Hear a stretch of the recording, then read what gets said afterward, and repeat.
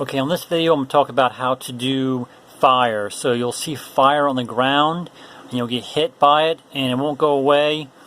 Let me show you what I'm talking about. So it's realistic fire here. So I'm going to turn around. There's fire right there. And so you're able to go past it and you get hit.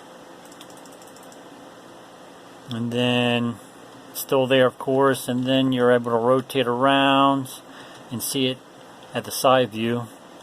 So it looks kind of realistic, doesn't it? Even though it's flat.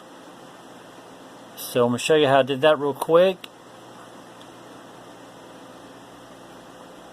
Alright, and he doesn't die. Huh, he's not. I'm going to have to fix that real quick. He didn't die. Hold on. That's weird.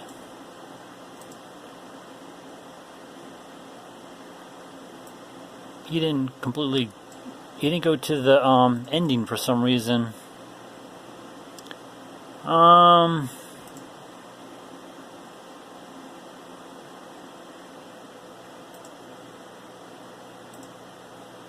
that's weird because he should have went to the end screen and he did not.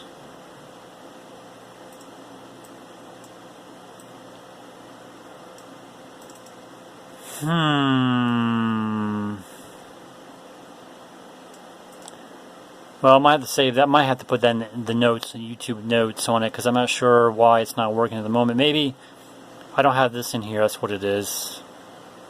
Copy that. I think I might have forgot to add that in there.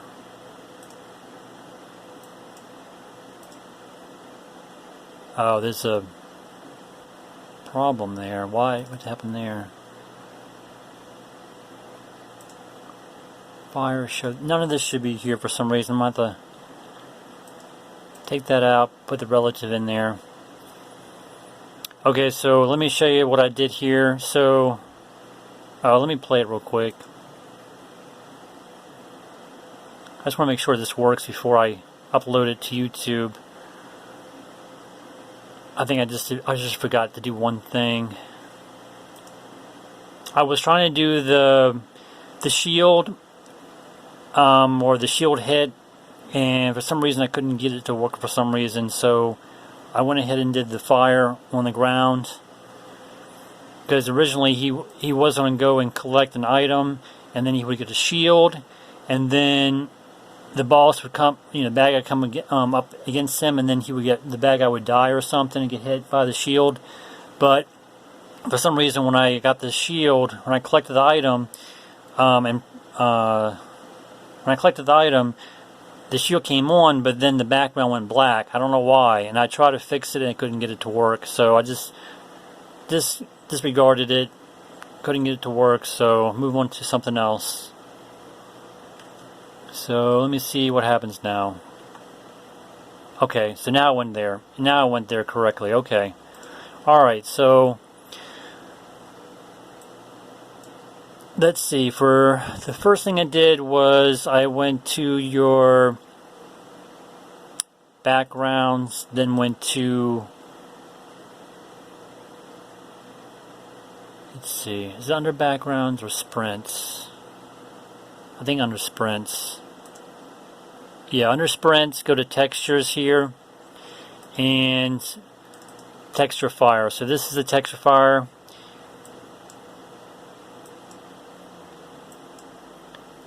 And it animates.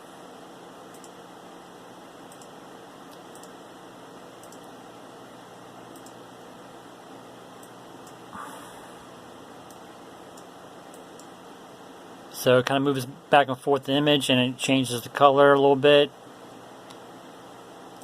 Alright, and called it text fire. Then in the object player, or actually let me go into the fire show. So the fire show is just a square image, so I can plot it on the in the room. So right here, all this right here is the fire right here. This bunch of squares pretty much overlapping one another. And in the fire show, I did a create event. In the add event, do a create. Then I went into the control tab, brought over a variable. Image speed is 0.1, so I slowed down the animation so I don't have to have so many images in there, which would take up a lot of, image space for your game. So I just have 2 images that go pretty quickly with the animation, but then this variable will slow the animation down. Then I do a collision with the player and say it got hit sound, and then you want to do a create an instance, and this is doing the flash screen and check it to relative. So I've talked about flash screen before in my previous video. It's just going to do a red screen real quick for a couple seconds and then go away. And then I've also talked about the blood hit, so it's going to do the animation of the blood splattering on the screen and then coming down on the screen. X and Y minus 40, so it positions it in the middle of the screen. And then also it does a create instance for the face hit, so every time I go across the fire, my face is going to shake and show blood. And like X and Y 520 relative, so it's going to be positioned up in the right hand corner. Alright, and then same thing for the end player, but he's for the second room anyways, but it's not really relevant.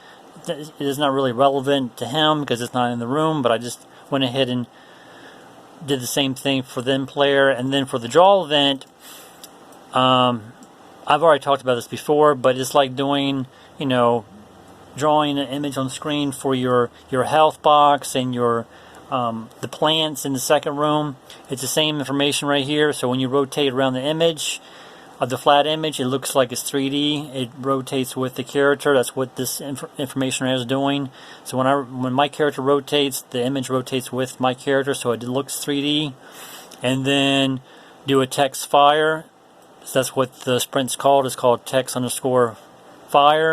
And then I believe I changed this number to 12 so I could stretch the fire out so it would be taller. If you mess with these numbers right here, it's going to basically, I know for this, if you change this to 2 or whatever, it doubles the image up. It stacks the image up, but it doubles it, So I just kept that at 1, 1, and then changed this to 12, which pretty much stretches it to make it higher in length. So that's what that does right here. And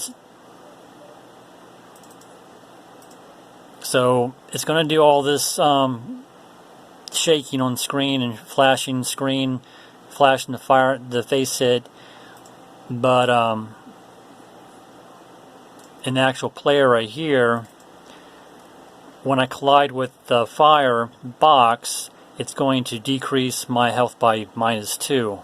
So you could do -100 if you wanted to, and you just die just like that. But, to save yourself from dying so quickly, I just changed it to -2.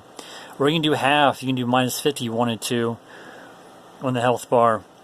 So every time I go across it, it's going to reduce my health by 2. And that's health bar I got in the...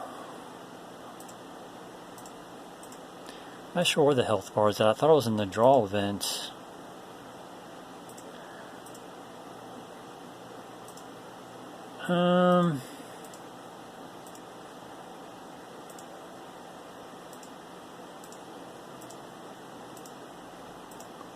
There, it's in the score. In the score event, drag over a set health, and then you want to go -2 on it, and then set it to relative. Or change this to -50 or -100. -100, you'll die just like that. 50, or you reduce your health bar by 50. And I think that's pretty much it on this.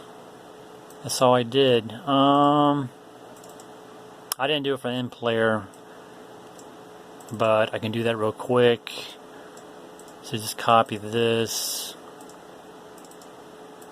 just in case if I want to add it add a fire in the second room, he's already set up.